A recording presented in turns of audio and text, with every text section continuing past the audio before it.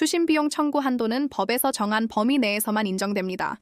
채권자가 채무 회수를 위해 실제로 지출한 비용이라 하더라도 모든 비용을 그대로 채무자에게 청구할 수 있는 것은 아닙니다.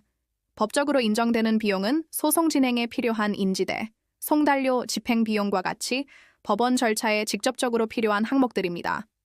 이런 비용은 판결이나 집행 절차를 통해 채무자에게 청구할 수 있습니다.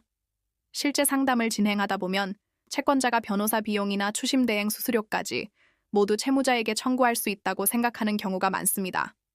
하지만 이런 비용은 채권자가 선택한 위임 계약에 따른 비용이기 때문에 그대로 전가하는 것은 제한됩니다. 채무자 입장에서는 원래 채무보다 훨씬 큰 금액을 요구받는 상황이 될 수 있습니다. 어이없죠. 이런 경우 과도한 비용 청구는 불법 추심으로 판단될 가능성도 있습니다. 중요한 기준은 법원이 인정하는 비용인지 여부입니다. 판결문에 소송 비용 부담에 관한 내용이 포함된 경우 해당 범위 내에서만 비용 청구가 가능합니다. 또한 강제 집행 과정에서 실제로 발생한 집행 비용 역시 인정될 수 있습니다. 반면 임의로 설정한 수수료나 과도한 위임 비용은 법적으로 보호받기 어렵습니다. 그래서 비용 청구는 반드시 법적 근거를 기준으로 진행해야 합니다. 채권 추심 사건에서는 비용 청구보다 집행 가능성을 먼저 검토하는 것이 중요합니다.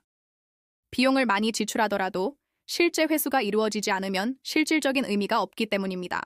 그래서 상담 단계에서 채권 금액, 채무자의 재산 상태, 집행 가능성을 함께 확인하고 비용 대비 회수 가능성이 있는 절차를 중심으로 사건 방향을 정리해야 합니다. 모든 절차는 실제 회수로 이어질 수 있는 구조를 기준으로 판단해야 합니다. 법률사무소 아신에서는 채권 추심 사건을 진행할 때 비용 청구 가능 범위와 집행 가능성을 함께 검토해 왔습니다.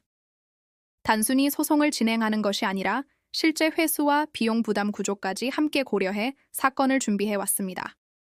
이러한 기준으로 형사, 민사, 집행 절차 전반을 함께 검토하며 사건을 다루는 곳이 법률사무소 아신입니다. 형사, 민사 사건을 함께 다루다 보면 비용 문제로 인해 새로운 분쟁이 발생하는 경우도 적지 않습니다. 그래서 처음부터 법적으로 인정되는 비용과 그렇지 않은 비용을 구분하고 절차를 정확히 진행하는 것이 중요합니다. 이러한 준비가 불필요한 분쟁을 예방하는 데 도움이 됩니다. 결국 추심 비용 청구는 법원이 인정하는 범위 내에서만 가능하며 임의로 설정한 비용까지 모두 청구할 수 있는 것은 아닙니다. 비용 청구는 반드시 법적 근거와 절차를 기준으로 진행되어야 합니다.